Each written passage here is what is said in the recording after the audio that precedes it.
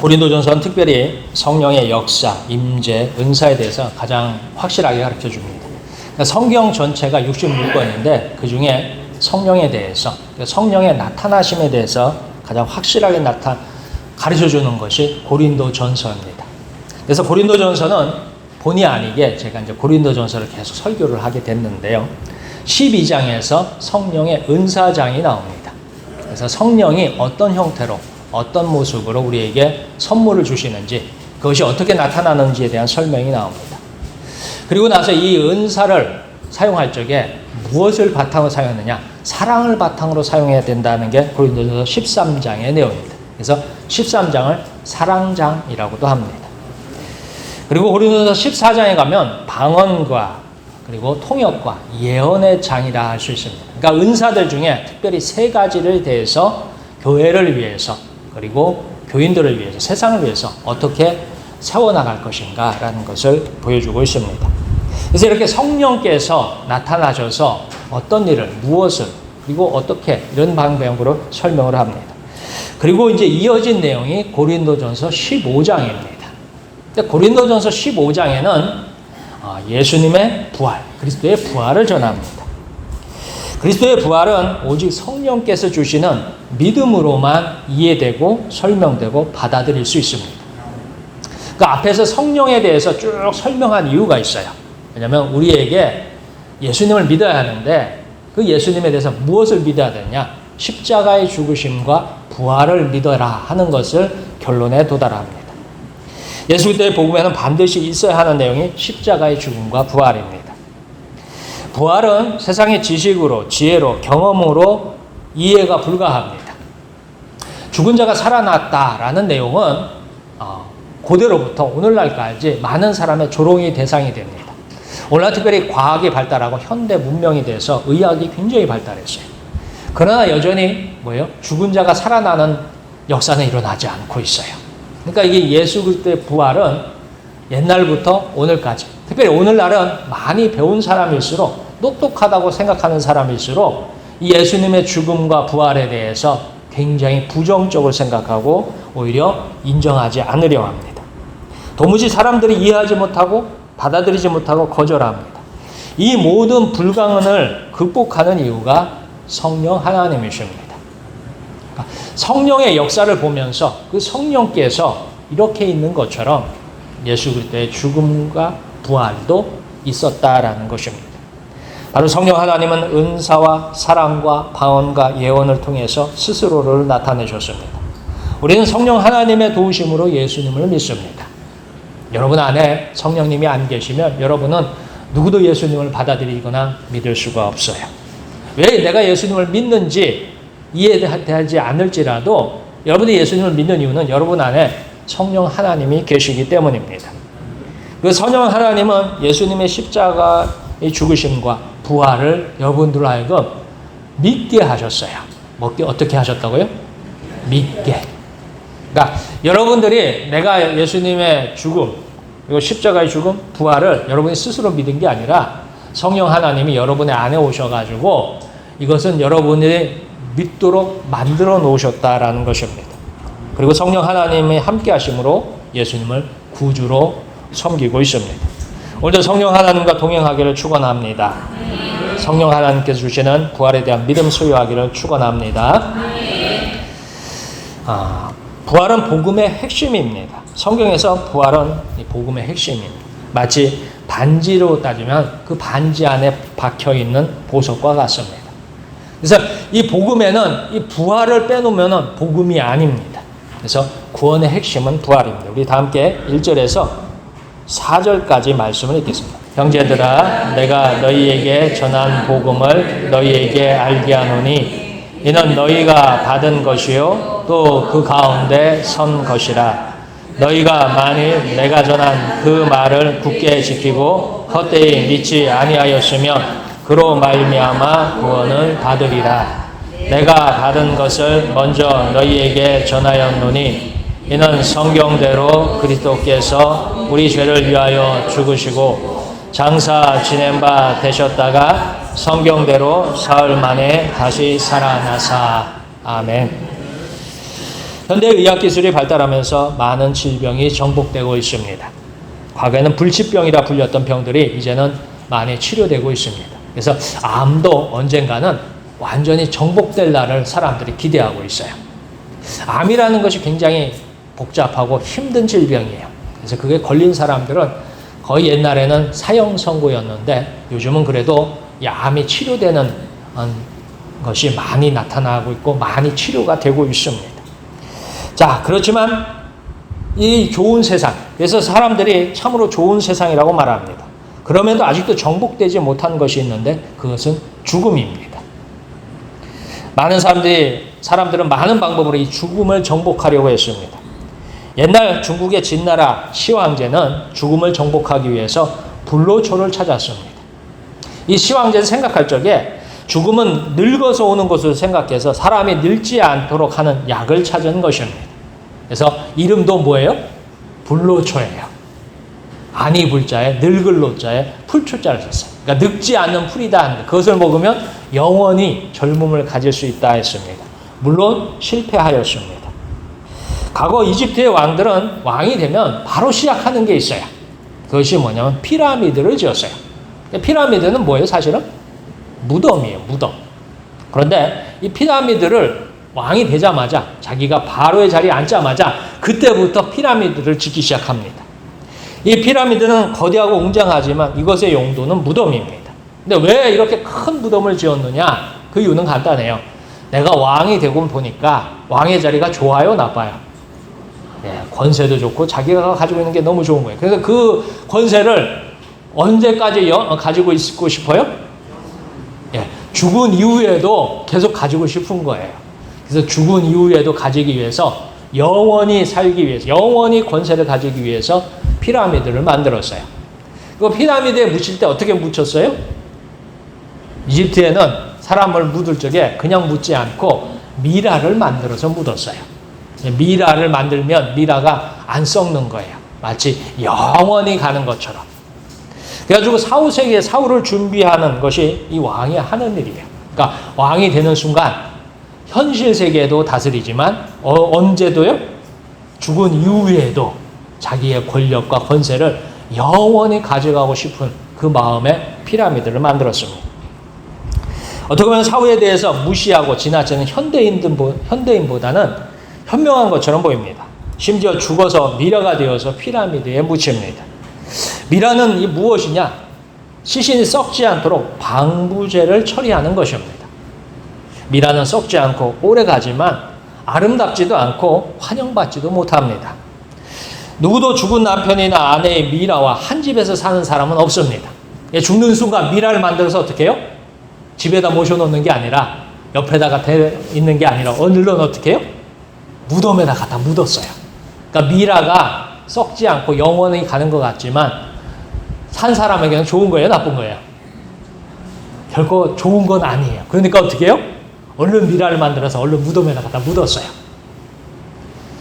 그러니까 동양의 유교에서는 죽은 자의 영혼을 위해서 제사를 드립니다.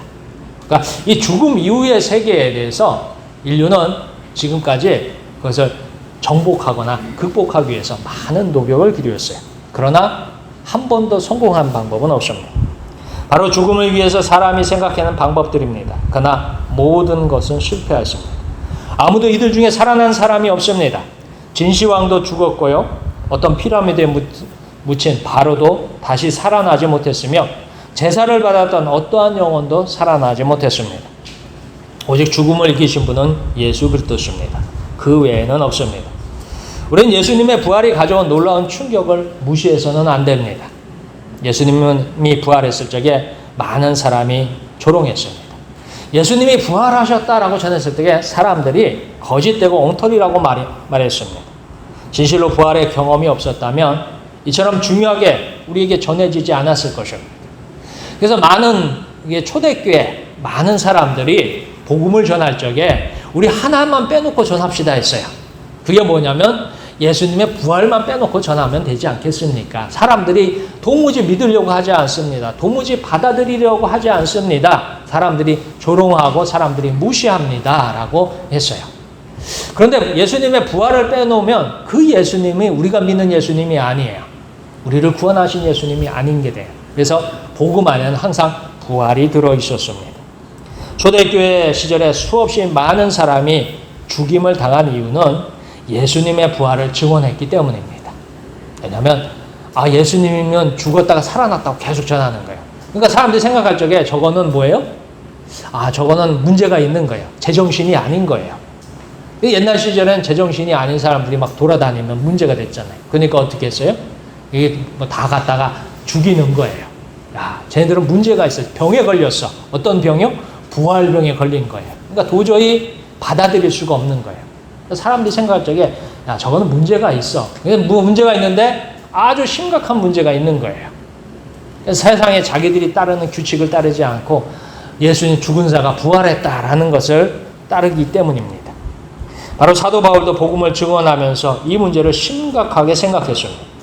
고린도 교회에서 구원받은 사람들은 어떤 사람들인가? 바울이 전한 복음을 받아들인 사람입니다. 바로 예수님께서 성경의 예언대로 사람들의 죄를 위해서 죽으셨다가 살아나셨다는 내용입니다. 다른 사람들은 그렇지 않습니다. 그래서 이것이 믿음입니다. 우리가 믿는 믿음의 가장 결정체가 뭐냐? 예수님께서 십자가에 죽으셨다, 부활하신 것입니다. 우리도 말씀을 통해서 주님의 부활을 믿는 은혜가 있기를 축원합니다. 부활은 증거가 확실합니다. 많은 이들이 부활을 부정합니다. 역사상 많은 사람이 부활을 부정하기 위해서 노력했습니다. 그럼에도 실패했습니다. 우리 다 함께 4절에서 8절까지 말씀이 있겠습니다. 장사 지낸 바 되었다가 성경대로 사흘 만에 다시 살아나사 게바에게 보이시고 후에 12 제자에게와 그 후에 500여 형제에게 일시에 보이셨나니 그 중에 지금까지 대다수는 살아있고 어떤 사람은 잠들었으며 그 후에 야고보에게 보이셨으며 그 후에 모든 사도에게와 맨 나중에 만삭되지 못하여 난 자 같은 내게도 보이셨느니라. 아멘. 예수님이 부활하신 후에 그 부활하신 예수님을 만난 사람들에 대해서 소개합니다. 첫 번째는 게바. 게바는 베드로예요. 베드로의 또 다른 이름이 게바입니다. 그 후에 12 제자에게와, 그러니까 12 제자들이 다시 부활하신 예수님을 만났어요. 그 후에는 500여 형제에게, 그러니까 예수님 부활하셨을 때 그 부활하신 예수님을 만난 사람이 이제 500명이 된 거예요. 그 중에는 지금까지 대다수는 살아있고 어떤 사람은 잠들었으며, 요 얘기는 뭐냐면 이 고린도 전서를 기록할 당시에 부활하신 예수님을 만난 사람 중에 일부는 어떻게 해요? 이미 세상을 떠났지만 여전히 많은 사람이 살아있었더라는 것입니다. 그 후에 야고보에게 보이셨으며, 이 야고보는 예수님의 동생 야고보입니다. 그래서 여러분들이 성경에 보면 야고보서라고 있죠. 그 야고보서를 기록한 그 동생 야고보예요. 그 후에 모든 사도에게와, 다시 사도들이 또 예수님을 또 만났어요. 그러니까 예수님이 부활하신 후에 딱 한 번만 만난 게 아니라 예수님이 필요했던 많은 사람들을 어떻게 해요? 계속해서 만나셨어요. 그리고 오늘 성경에는 뭐라고 되어 있냐? 맨 나중에 만삭되지 못하여 난 자 같은 내게도 보이셨느니라. 사도행전에서 다메섹으로 가는 길에 당시엔 사울이었죠. 사울이 예수님을 만납니다. 그런데 여기서 끝나는 게 아니에요. 사실은 이후에도 수없이 많은 사람들이 예수님을 만납니다. 그래서 사람들이 생각할 때 그렇게 생각했어요. 뭐라고 하냐면, 이거는 그러니까 일종의 집단 체면이다. 정신적으로 예수님을 너무 사모한 사람들에게 나타나는 일종의 현상이다. 예를 들어서 여러분들이 그런 경우 있잖아요. 자기의 사랑하는 가족이 죽었어요. 사랑하는 가족이 떠났는데 너무너무 그 사랑하는 가족을 애타게 좀 한번 보고 싶기도 하고 기억하고 싶기도 할 때 가끔 가다 그런 분들이 있어요. 왜냐면 꿈에 가족들을 보는 경우 있죠. 이미 세상을 떠났지만 꿈에 만나는 경우. 그래서 사람들이 뭐라고 하냐면 예수님을 너무너무 사모했기 때문에 이 사람들이 예수님을 만난 거다. 뭐 이런 식으로 설명을 하려고 해요. 그러니까 예수님이 죽었지만 부활은 없다라고 설명하는 사람들이 그런 주장을 합니다. 그러나 이 예수님에 대한 기록은 우리가 세상 사람들이 원하는 대로 역사적으로, 사료적으로도 준비가 되어 있습니다. AD 37년에 태어난 유대의 역사학자 요세푸스가 있습니다. 요세푸스라는 사람이 실존하는 사람이에요. 그 요세푸스는 자기의 책에 예수님과 그분의 추종자들에 대해서 이렇게 기록하고 있습니다. 이때쯤 예수라 하는 한 지혜로운 사람이 있었다. 그를 사람이라 부르는 것이 법에 어긋나지 않는다면 그는 그렇게 말할 수 있을 것이다. 왜냐하면 그는 기적을 행하는 자였으며 진리를 기쁨으로 받아들이는 선생이었기 때문이다. 그의 주위에는 많은 유대인과 또 많은 이방인들이 모여들었다. 그는 그리스도였다. 빌라도가 우리 가운데 지도자격인 사람들의 제안으로 그를 십자가에 처형했을 때 처음에 그를 사랑했던 사람들은 그를 버리지 않았다. 하나님의 예언자들이 그가 다시 사실 것과 그 밖에 수많은 기적들을 예언한 바와 같이 그가 죽은 후 사흘째 되던 날 그들 앞에 나타났기 때문이다. 그의 이름을 따라서 그리스도인이라고 불리우는 사람들이 지금도 존재한다. 이게 요세푸스의 역사책에 기록되어 있는 내용입니다. 그래서 이 요세푸스의 역사책이 이제 기록되어 있고 현대에는 프레데릭 페브 브루스라는 사람의 그의 책 신약 성경의 기록은 믿을만한가라는 책에서요. 성경의 내용을 다루는 역사적인 증거들을 소개합니다. 그러니까 우리는 예수님에 대한 기록이 성경에만 있다고 하지만 이 예수님에 대한 기록이 그 당시에 얼마나 있었느냐. 오늘날이요. 서기 40년부터 100년 사이에 있었던 신약 성경의 사본으로 남아있는 숫자가 그리스어본으로 5,000점 그리고 라틴어로 10,000점 이상 다른 언어로 9,300점이 남아있다고 합니다. 오늘날 전 세계 박물관에 가보면 그러니까 서기 40년부터 100년 사이에 기록된 그러니까 그때 기록된 것이 지금도 남아있는데 그리스어본, 헬라어본이라고 하죠. 이게 5,000점 그리고 라틴어본이 10,000점 그리고 다른 언어로 쓰여진 게 9,300점 이상이 남아있다고 합니다. 이게 뭐가 대단하냐 하실 수 있어요. 근데 이거 대단한 거예요. 왜냐하면 우리나라 역사에 고구려가 있죠. 고구려. 그게 진짜 있었을까요? 없었을까요? 네, 있었죠. 그 고구려에 대한 기록이 지금 몇 개 남아있는 줄 아세요? 고구려에 대한 기록이 딱 2 종류 남아있어요. 고구려에 대한 역사책이 소위 말해서 고려사, 그러니까 김부식의 그 고려사에 보면은 삼국사에 보면은 남아있고요. 이련의 삼국유사에 보면 고구려에 대한 역사가 있어요. 그러니까 왜 이게 중요하냐면 고주몽이 졸본에다 고구려를 건국할 때가 서기 4년이에요. 예수님이 태어날 때쯤. 그때 우리 민족이 뭐냐면 고구려라는 나라를 세웠어요. 근데 고구려라는 나라를 세운 게 기록으로 남아있는 게 딱 2개 있어요. 고대사에. 그것도 그 후로 약 1000년이 지난 다음에 기록된 게 2개 남아있어요. 근데 우리는 그걸 뭐라고 하냐면 정사라고 해요. 고구려가 진짜 있었다라고 인정을 해요. 그 고구려가 고주몽이 고구려를 세울 적에 그때 예수님이 태어난 때예요. 그때 예수님이 활동했어요. 그때 예수님이 살았던 그 시역에 그러니까 서기 40년부터 100년 사이에 예수님에 대한 기록이 그리스어가 5,000점, 라틴어가 10,000점, 그리고 다른 언어로 쓰인 게 9,300점이 남아있어요. 그러니까 우리가 생각할 적에 예수님에 대한 이야기가 환상이나 지어낸 이야기나 누군가가 뭐예요? 창조해낸 이야기가 아니에요. 종교를 만들기 위해서 살아난 이야기가 아니라 예수님이 진짜 그 시절에 있었고 그 예수님에 대한 이야기가 많은 사람들에게 뭐예요? 동의되었고 많은 사람이 경험했던 이야기들이 기록되었더라 하는 것입니다. 예수님은 정말로 세상에 오셨습니다. 성경은 그것을 증거하고 있습니다. 베드로와 제자들, 500의 형제들, 예수님의 동생 야고보와 사도 바울에게도 나타나셨습니다. 예수님은 살아계십니다. 그리고 성경의 약속이 유효합니다. 그 예수님을 믿는 사람들이 증거한 것이 성경입니다. 그렇게 성경을 읽고 예수를 믿는 이들에게는 어제나 오늘이나 내일이나 예수님은 동일하십니다. 성경은 살아계신 하나님을 우리에게 전하고 있습니다. 하나님은 살아계시기 때문에 오늘날도 동일하게 만날 수 있습니다.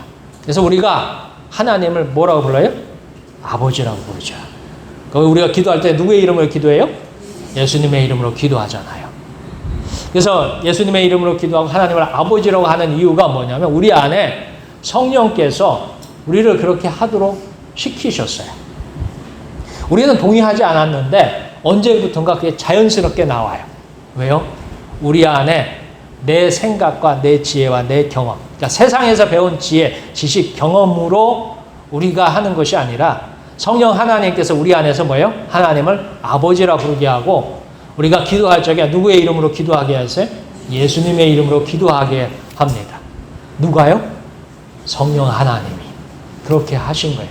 그래서 여러분들한테 성령 하나님이 무슨 일을 했느냐? 여러분이 하나님을 아버지라고 믿고 예수님의 이름으로 기도합니다. 아멘 했을 적에 그걸 누가 했느냐? 내가 한 게 아니라 누가 하도록 하신 거예요? 성령 하나님께서 하시도록 하신 거예요. 자, 그런데 이제 고린도 교회에는 조금 다른 현상이 나타났어요. 많은 은사가 등장하는 거예요. 그 은사가 등장하니까 사람들이 이게 무엇이냐라는 거예요. 그래서 그 은사에 대한 설명을 고린도전서 사도 바울을 통해서 하고 있습니다. 그래서 오늘날도 우리가 하나님을 만날 수 있습니다. 우리가 성경 말씀을 읽을 때 이것이 믿어지는 이유는 성령께서 우리에게 믿게 하기 때문입니다. 누군가를 믿는다는 것은 참으로 어렵습니다. 여러분들이 사람을 믿을 때도요, 쉽게 믿지 않아요. 여러분들이 사람을 쉽게 믿지 않잖아요. 그러면 사람을 믿기 위해서는 그 사람에 대해서 어떻게 해요? 많이 알아야 돼요. 그 사람과 많은 관계가 있어야 돼요. 오늘 처음 만난 사람을 믿는 사람은 없어요. 그러나 그 사람과 내가 어렸을 때부터 같이 자랐어. 같은 학교를 나오고 같이 자라고 그리고 지금까지 안 지가 30년, 40년이 됐어. 그러면 믿을만 해요? 믿지 못해요? 그 사람에 대한 나의 판단과 나의 모든 것이 믿을만 하잖아요. 근데 우리는 그 하나님을, 그 예수님을 직접 보지도 않고 만지지도 않고 했는데 그 예수님을 믿고 있어요. 신기하죠. 그건 뭐냐면 여러분 안에 성령 하나님께서 아주 오랫동안 여러분과 동행했기 때문이에요. 여러분이 사람을 믿을 적에 많은 시간과 많은 경험이 필요하듯이 성령 하나님도 여러분 안에서 여러분이 생각하는 것보다 더 많은 시간을, 여러분이 생각하는 것보다 더 많게 지금까지 함께 동행하고 계시기 때문이에요. 그래서 여러분들이 성령 하나님이 여러분 안에서 일하심을 믿으시길 축원합니다. 두 번째는 기도를 통해서 만납니다. 하나님은 기도의 응답을 약속하셨어요. 성경은 구약성경부터 신약성경 66권에 걸쳐서 하나님은 당신을 향한 기도에 응답하시겠다고 약속했어요. 그래서 우리는 기도할 자격이 주어졌습니다. 특별히 예수님을 믿으면 하나님의 자녀가 되기 때문에 자녀의 권세가 있기 때문에 자녀는 부모에게 뭘 해요? 달라고 하잖아요. 달라고 하는데 언제까지 달라고 해요? 부모가 세상을 떠날 때까지 달라고 해요. 그러니까 부모가 가진 모든 것을 다 달라고 하는 게 자녀예요. 근데 또 부모는 어떻게 자녀한테 어떻게 해요? 모든 걸 다 주잖아요. 왜요? 그 자녀를 낳아가지고 키우느라고 고생하잖아요. 속썩이죠. 고생하죠. 힘들죠. 아닌가요? 키울 때 아무튼 뭐 속썩인 것도 있고 힘든 것도 있고 괴로운 것도 있고 아무튼 자녀들 때문에 뭐 아무튼 부모 입장에서는 누구 말 맞다나 굉장히 고생을 해가면서 그래요. 그럼에도 뭐예요? 다 전해줘요. 왜요? 그 자녀가 권세를 가졌기 때문이에요. 그래서 하나님은 또 그 부모에게 사랑을 심어놨어요. 그러니까 부모는 사랑이 있기 때문에 사랑은 어떻게 나타나면 퍼주면서 나오는 거예요. 소유하면서 사랑이 생기는 게 아니라 나눠주면서 사랑이 나타나고 사랑이 생겨나는 거예요. 그렇기 때문에 어떻게 해요? 부모는 계속해서 주고 자녀는 계속해서 받는 거예요. 그게 뭐냐면 자녀에게 주어진 권세예요. 그런데 우리가 예수님 믿으면 우리에게 자녀의 권세가 생겨요. 그래서 우리는 하나님을 아버지라 불러요. 그러니까 우리는 아버지 대신에 하나님 앞에 뭘 할 수 있어요? 달라고 할 수 있는 거예요.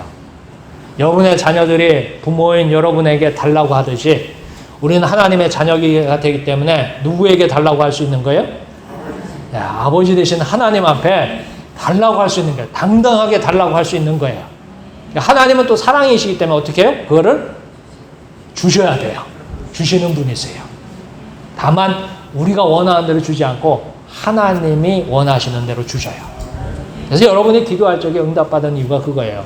여러분이 예수 그리스도를 믿어서 하나님의 자녀가 되기 때문에 여러분이 기도하는 것을 응답받을 수 있습니다. 그래서 여러분들이 기도에 하셔서 많이 응답받길 주의 이름으로 축원합니다. 하나보다는 둘, 둘보다는 셋, 셋보다는 넷. 그래서 하루하루 기도 응답이 많이 쌓일수록 여러분은 하나님을 더 신뢰하고 더 믿을 수 있으며 더 가까이 다가갈 수 있습니다. 세 번째는 찬송을 통해서 만납니다. 하나님을 향해 사는 찬송은 거룩함이 있습니다. 찬송은 특별한 감동을 줍니다. 이것을 성경은 거룩이라고 합니다. 그래서 시편 22편 3절에 보면 이스라엘의 찬송 중에 계시는 주여 주는 거룩하심이니이다 했습니다. 여러분이 하나님을 가장 빨리 경험하는 방법은 찬송이에요. 여러분이 기도해도 잘 응답받지 않고 말씀 읽어도 잘 모를 것 같죠? 그럼 찬송을 부르세요. 찬송을 부르면 여러분들이 세상 가요와 다르게 여러분이 찬송을 부르는 순간에 여러분의 마음에 닿는 무엇인가가 있어요. 그래서 그걸 굉장히 사모해요. 그래서 찬송하는 걸 사람들이 즐기고 찬송을 굉장히 기뻐해요. 왜냐면 그 찬송을 통해서 여러분이 하나님과 직접적으로 빨리 만나는 줄 믿으시길 축원합니다. 이것 외에도 여러 가지 방법으로 살아계신 우리 하나님을 확인할 수 있습니다. 우리 모두 하나님, 예수님을 만나기를 축원합니다. 성경이 전한 최고는 예수님을 누구라도 믿으면 구원을 받습니다. 사실 구원이라는 것은 아직 우리가 받지 못한 거예요.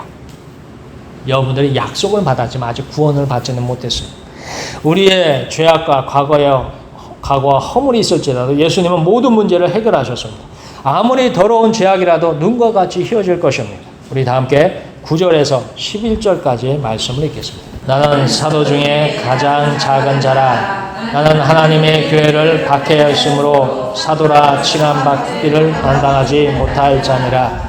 그러나 내가 나 된 것은 하나님의 은혜로 된 것이니 내게 주신 그의 은혜가 헛되지 아니하여 내가 모든 사도보다 더 많이 수고하였으나 내가 한 것이 아니요 오직 나와 함께 하신 하나님의 은혜로라. 그러므로 나나 그들이나 이같이 전파하매 너희도 이같이 믿었느니라. 아멘. 사도 바울은 고백하기를 자기는 사도가 되기에 부족합니다 라고 고백합니다. 오히려 사도 바울은 대적자라 불러야 마땅합니다. 그는 교회의 핍박자로 남아야 했습니다. 그는 원수였습니다. 그럼에도 사도라 불리며 초대교회의 가장 위대한 발자국을 남겼습니다. 사도 바울이 처음에는 사울이었죠. 사울이 있을 적에 그가 한 일이 뭐냐면 예루살렘 교회를 어떻게 해요? 압수수색한 사람이에요. 그래서 예루살렘 교회 교인 명부를 다 확보했어요. 그러니까 교인 명부에는 이름도 있고 주소도 있죠. 오늘날은 핸드폰 번호까지 있었을 거예요.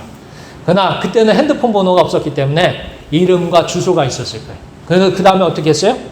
병사들을 동원해가지고 그 주소마다 다 찾아가는 거예요.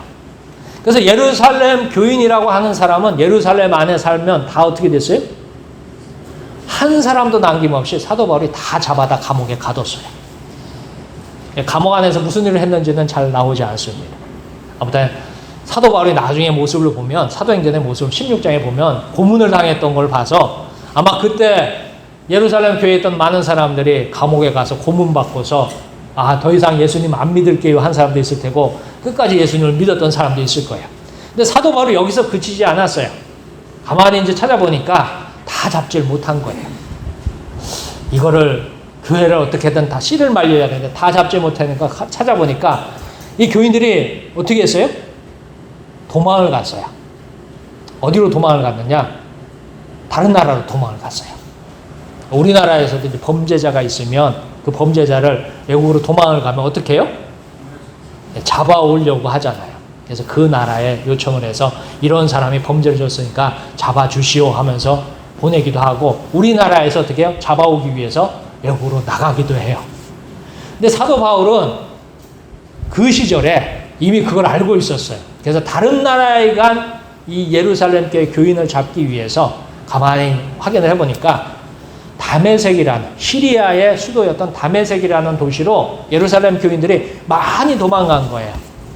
그래서 사도 바울이 그러면 내가 가서 잡아오리다 하면서 군인들을 데리고서 공문을 받아서 그러니까 다른 나라니까 그 나라에 가서 협조 요청을 하는 거예요. 우리나라에서 이런 사람을 보냈는데 이 사람이 가서 범죄자를 잡으러 가니까 그 나라에 있는 범죄자를 잡아서 끌고 갈 수 있는 권한이 있으니까 협조해 주십시오 하면서 공문을 가지고 다메섹으로 가요. 가다가 어떻게 돼요? 예수님을 만나요. 그러면서 그가 사울에서 바울로 바뀝니다. 그가 대적자에서 그리스도를 전하는 사람이 돼요.